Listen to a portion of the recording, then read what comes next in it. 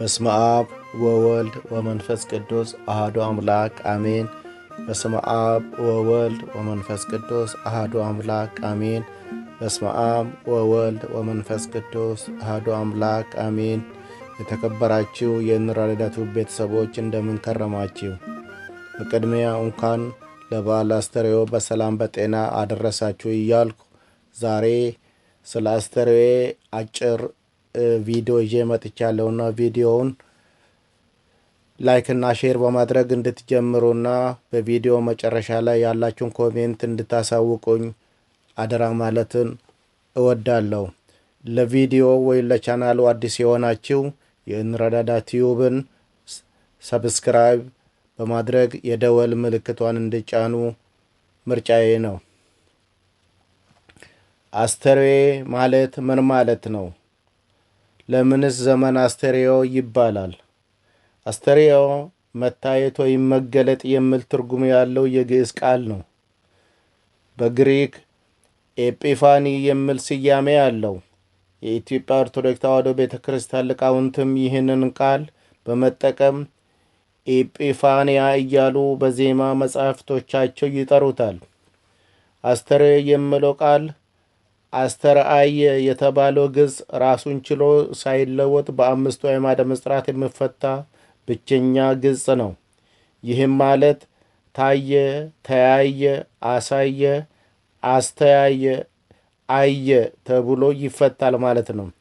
ዘመነ አስተርእዮ ሲያጥር ከጥር 11 ቀን እስከ ጥር 30፣ ሲረዝም ደግሞ ከጥር 11 ቀን እስከ መጋቢት 3 ቀን ይሆናል። በዚህም መሰረት ቀናቱ ሲያጥር 20 ሲረዝም ደግሞ 53 ቀን ይሆናል ማለት ነው። ጌታችን ኢየሱስ ክርስቶስም ለሐዋርያት ሕጽበተ እግር ያደረገበት ቀንም ከጸሎተ ሐሙስ እስከ ጳራቅሊጦስ ቢቆጠር 53 ቀናት ስለሚሆኑ የእነዚህ ምሳሌዎች ናቸው።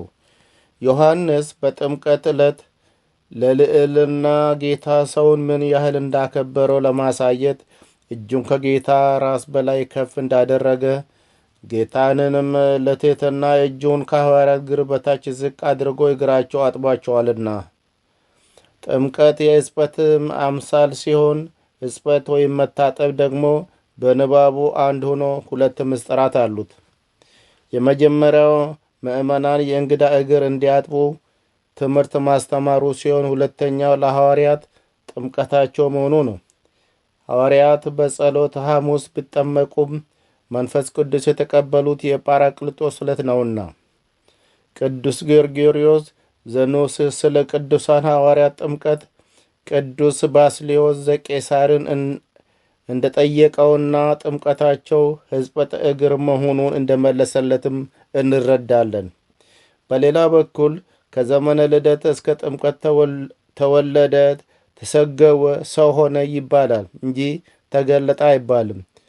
ከጥምቀት በኋላ ግን አብሮ ተባብሮ ተጠመቀ፣ ተወለደ፣ ተሰገወ፣ አስተርአየ ይባላል። ከጥምቀት በፊት አስተርእዮ ለመባሉ በሶስት ነገሮች እናያለን።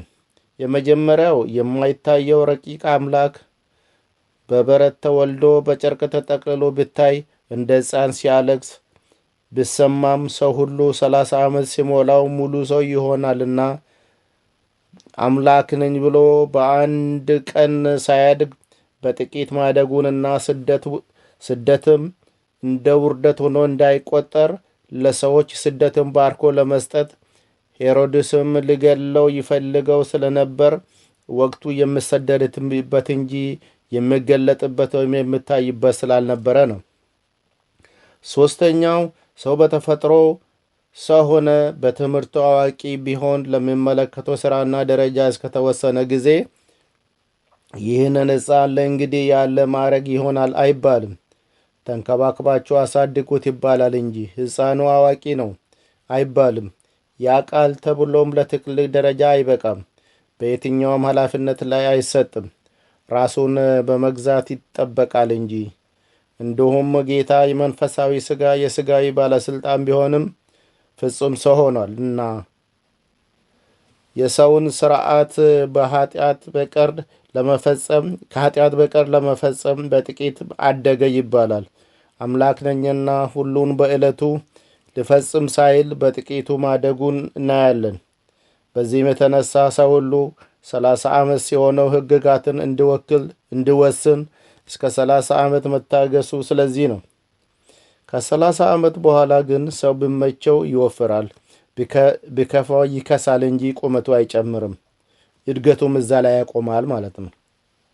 ስለዚህ ጌታ ሙሉ ሰው ሆኖ የ30 ዓመት አእምሮው የተስተካከለለት ሰው በሆነበት ጊዜ ሆኖ በመታየቱ ዘመነ አስተርእዮ ተብሏል።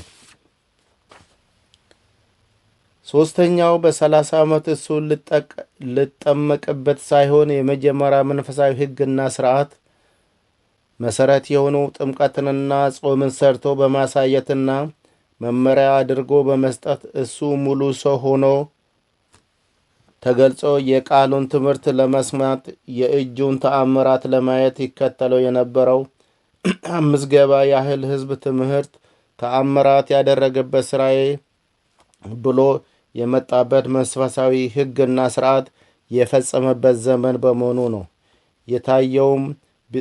የታየውም ብቻ አይደለም። አብ ይህም የሚወደው ልጄ ነው ስል መንፈስ ቅዱስም በእርግብ አምሳለ ረቂቁ የታየበት የሥላሴ አንድነትና ሦስትነት ምስጢር የተገለጠበት ስለሆነ ዘመነ አስተርእዮ ተብሏል። በአስተርእዮ ሌሎች በዓላቶችም ይጠሩበታል። ለምሳሌ ቅድስት ድንግል ማርያም ጥር 21 ቀን ነፍሷ ከሥጋዋ ተለይቶ በደመና ተነጥቃ ወደ ገነት በመግባት ለጻድቃን ሰዎችና ለመላእክት በሰማይና በምድር የተሰጣት ጸጋና ክብር የተገለጸበት ዕለት ስለሆነ በዓሉ አስተርእየ ማርያም ይባላል። የኢትዮጵያ ሊቃውንት በዚህ ቃል ሐሳባቸውን ያስተባብራሉ። ቅዱስ ያሬድ አምላክ በሥጋ ከድንግል መወለዱን በዚህ አካለ መጠን ለዓለም መገለጡን አስተርእዮ ብሎ ሲናገር፣ አባ ጽጌ ብርሃን ደግሞ በማኅሌተ ጽጌ እግዚአብሔር ጽጌ ትንቢት ለብሶ አስተርእዮ በሰማይ ኮነ፣ የትንቢት አበባ እግዚአብሔር እኛን የሥጋ የሆነውን ያንቺን ሥጋ ለብሶ በምድር እንደተገለጠ ለእኛም እንድታወቅ ድንግል ሆይ የወገናችን መመኪያ ዛሬ ለእናታችን ለቅድስት ድንግል ማርያም በሰማይ ፍጹም በደስታ መገለጥ ሆነ እያልን እናመሰግናለን ብሏል። ዳዊትም እንዲህ አለ፣ እንደ ሰማን እንዲሁ አየን። በነቢያት ይወለዳል ሲባል የሰማነው በበረት ተጥሎ በጨርቅ ተጠቅልሎ በግብፅ ሕፃናት ሲያለቅስ ሰማነው። እንዲሁም በዮርዳኖስ ሲጠመቅም አየነው። የዛሬን በዚሁ አበቃው። ሳምንት በሌላ ቪዲዮ እስከምንገናኝ ቸር ሰንብቱልን። ወስብሐት ለእግዚአብሔር ወለወላዲቱ ድንግል ወደ መስቀሉ ክቡር ይቆየን።